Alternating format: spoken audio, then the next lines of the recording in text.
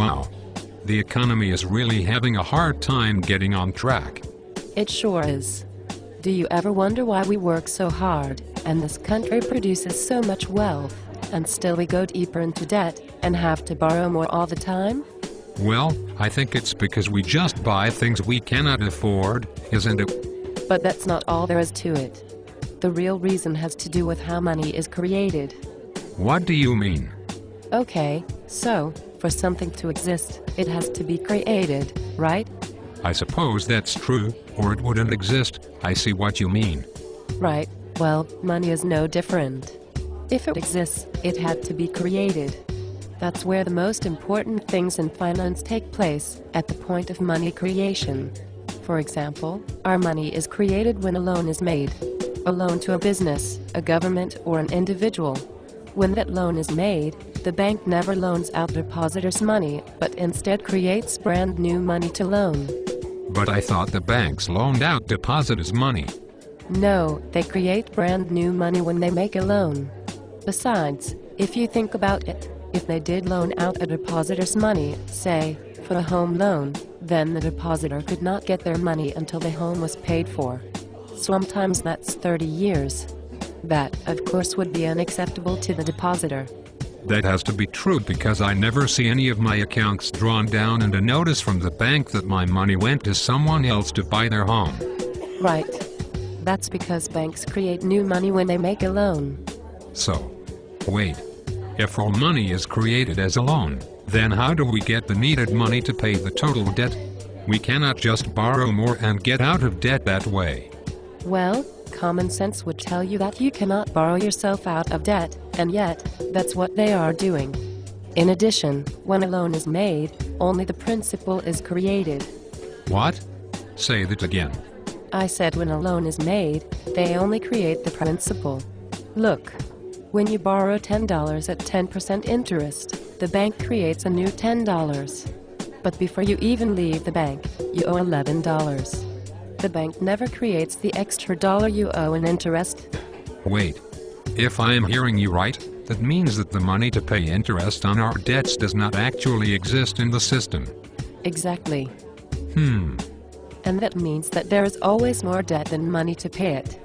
But people pay interest and get interest on some savings accounts. True. Then where does that come from? Great question. That money, of course, comes from the same source as all new money comes from.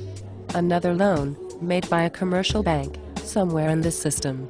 In the big picture, money to pay interest comes from someone else's loan principal. Hold it. That means we have to borrow to pay interest. My friends told me you were smart. But that's impossible. We cannot borrow money to get out of debt. There's more. More? Yeah. According to the Federal Reserve's own publications, principal payments get extinguished from circulation. What does that mean, exactly? It means that when you make your $11 payment to pay off your $10 loan, that the $10 gets eliminated from the economy. It was created on the books as a loan and zeroed out or extinguished or uncreated when it gets paid off. The banker keeps the $1 in interest. But that dollar came from someone else's loan principal. Yeah. I guess they think it's a great way to scam the American people. It guarantees massive bankruptcies.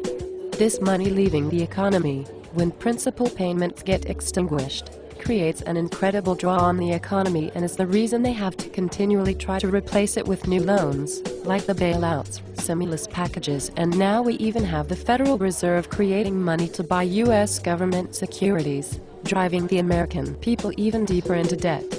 It's like they are making it worse. Do you think they are doing it on purpose? Well, that's another discussion, to be sure, but many people believe that this depression is no accident.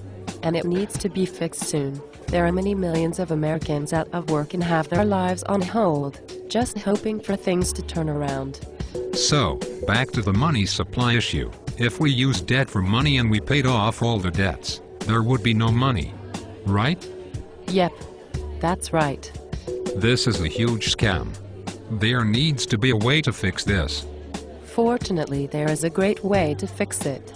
Tell me how. Here's the phrase to learn. monetize the production of a value-added infrastructure rebuild. You mean like roads and bridges? That's right. But even more. Sewers and the electric grid. Ports and high-tech transportation rail systems. Solar collectors, desalination plants and pipelines for water and energy. Dams and levees need fixing, as do several major aqueducts. We have the natural resources and the people ready to work. The only thing missing is the funding. Article 1 Section 8 of the Constitution demonstrates that it is constitutional to create money to pay for infrastructure. Wow. You were talking about a lot of jobs. But where would the money come from? I am talking about near full employment for anyone who wants a job. And high-paying jobs too. This would totally turn our economy around, and very quickly. And as far as where the money comes from, the money would come from the same place as it comes from now, with one simple change. The banks would create it as an asset to the people and not a debt to the people or the government.